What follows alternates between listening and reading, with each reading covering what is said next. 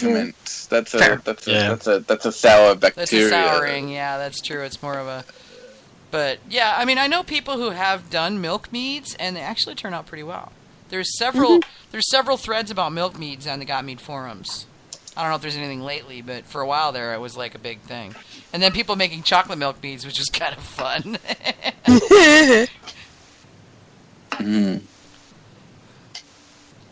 I guess the kids really like honey milk, so I guess maybe. There you go. Yeah.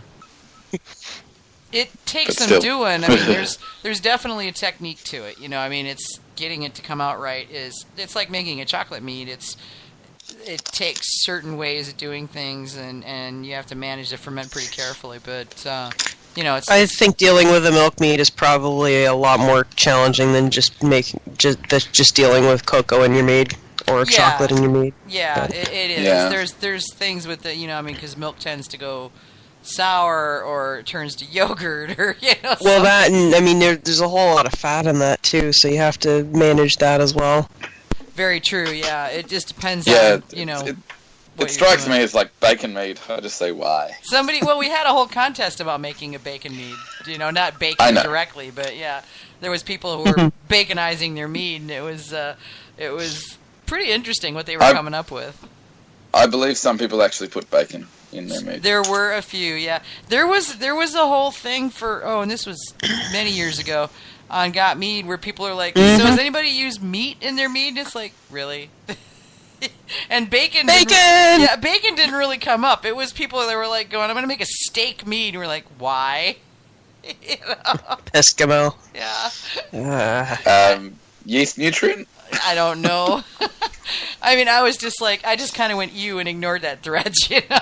Well, there's that old SCA one where you throw a chicken leg in, so, you know, and I know people who've been judges were at a competition where someone made that, and they're like, I'm sorry, I'm not drinking that, you can't make me.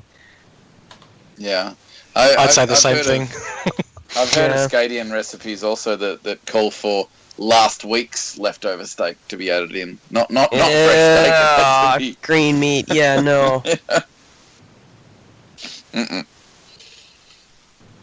Yeah, there are things that were done at the time that do not need to be done at this time. Thank you.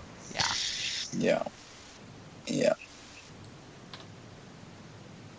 But yeah, there's a lot of weird stuff you can do. I mean, it's all right. So which I guess raises the question, Sean, of what's the weirdest thing you've ever made? Weirdest would have to be it'd have to be kombucha actually. Okay. Overall, like the scobies are disgusting. I don't know. They really are. They look like jellyfish on acid or something. You know, it's kind of.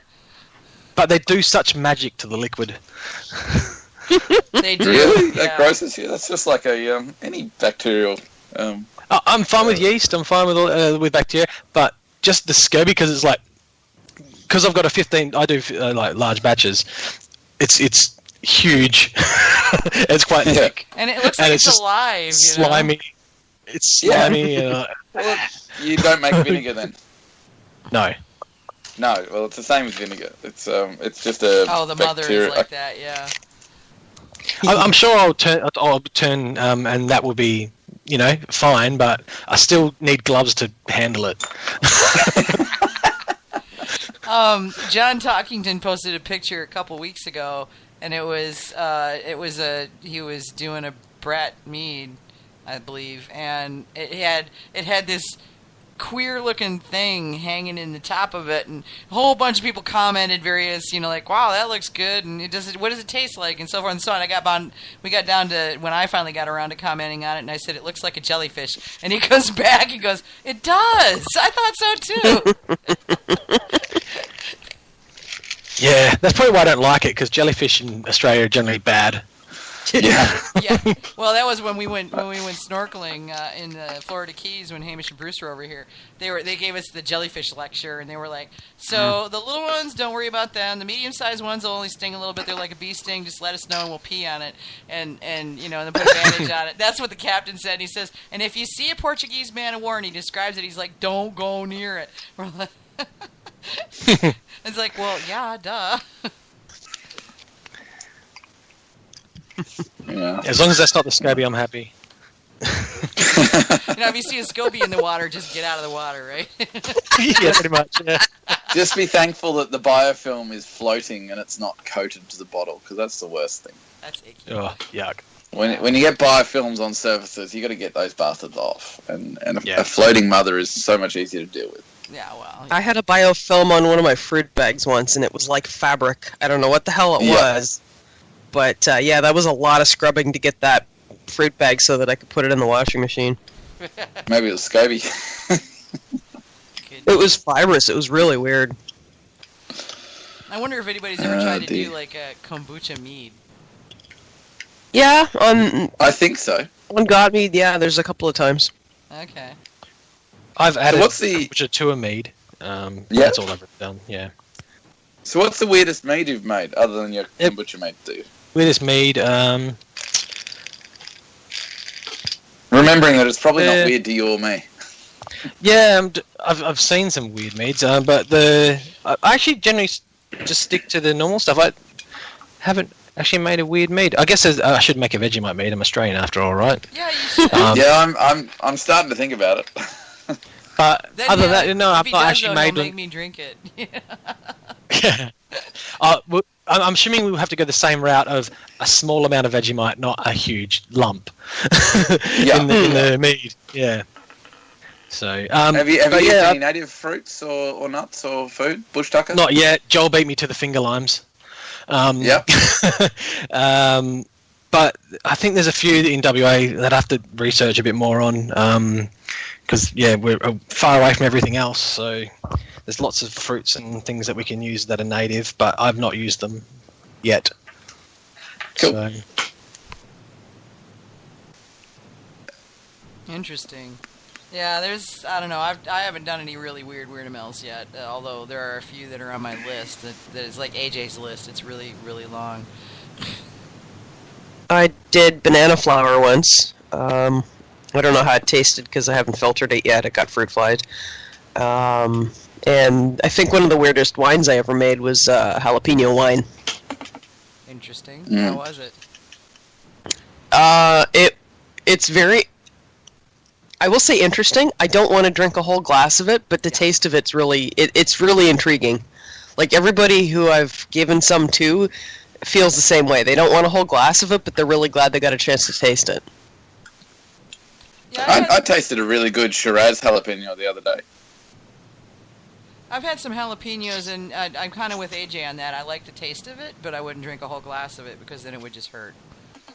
Well, no, this isn't actually hot, but you're getting all of the vegetable. Like it tastes like sticking your nose in a jalapeno pepper without the burn. Yeah, that's what this one was because like. I didn't have the burn, but it just was not something I could drink a whole glass of and really like. Yeah, it was. I would describe it as vegetal. But given that it's made with what we consider to be a vegetable, despite the fact that peppers are actually a fruit. It was very interesting, and it's one of those things where this works really well in food. Like it makes a great marinade or a cooking liquor or something like that, but it's not really all that pleasant to drink by itself. But a taste of it's really interesting. My rosemary was like that. Taste was really interesting, but it was a really good marinade when it came right down to it. It didn't appeal to me as a drinking mead, not really.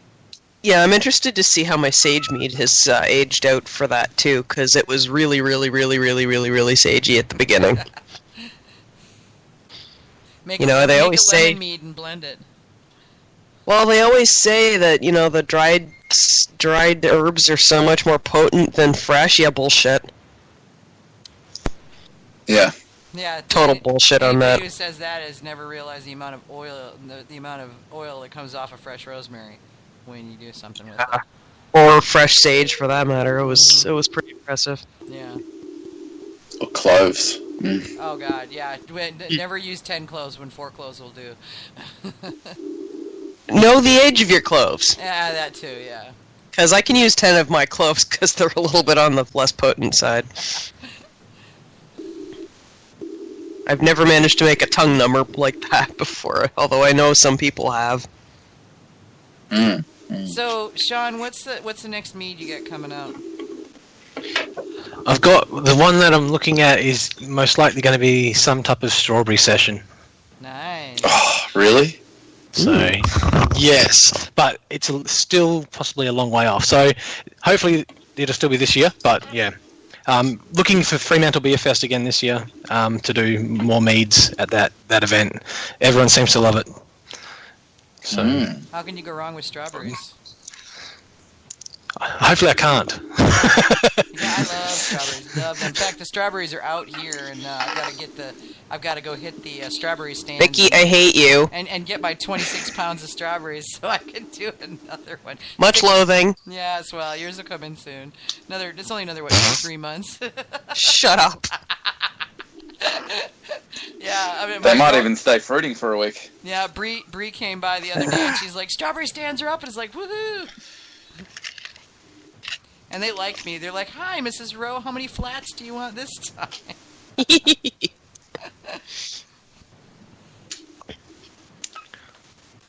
Yeah, we won't have strawberries here till the end of June. Yeah, that's Michigan. They're more like June there, too, so... Oh, Anne is saying that she wants some of your mead. Let's talk about shipping it to Melbourne. All right, I'll have to make some more then. There you go. Make a bigger batch, Sean. I'll let you combine shipping. You can send me some as well. Yeah, it's all going to Melbourne anyway. In fact, you should ship Anne's to Hamish, and he'll see that she gets it. Right. Well, yeah, there's I'll be doing possibly a ginger mead as well, but yeah, definitely the strawberry session. Just something that's around 6 to 7% and drinkable. Nice in the middle of winter as well. Yeah. Interesting. So okay. Basically, I think the biggest goal is obviously making something you want to drink more than one of. Yes. That's kind of always been mine. Is that I like a mead I can sit down and drink and drink a half a bottle of with a friend, and they drink the other half, and then it's gone, and you're not at the end of it going, oh my God, sugar overdose, or like that. Tony, yeah, that's why kegs are amazing. yeah. Do y'all have rhubarb down there? Yeah. Probably somewhere. Okay. Yes. Hamish says yes. Okay. Yeah, Tony Cormier was saying strawberry rhubarb is on this year's brew list. I'm right there with you, Tony. I've got a strawberry rhubarb pie filling from the Amish that I got for my daughter's wedding, and I've got jars and jars of it, and I'm going to turn it into a mead. Should be interesting to see how it turns out. First thing I got to figure out is just how much sugar did they put in it so I can figure out how much honey I need to put in it.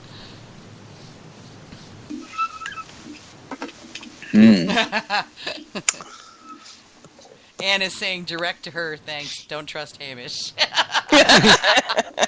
Hey, what? Protestations of innocence here, yeah. He's putting his innocent face on right now, don't you believe it? She knows I'm good for it. Shit. Yeah, well, your reputation precedes you, so...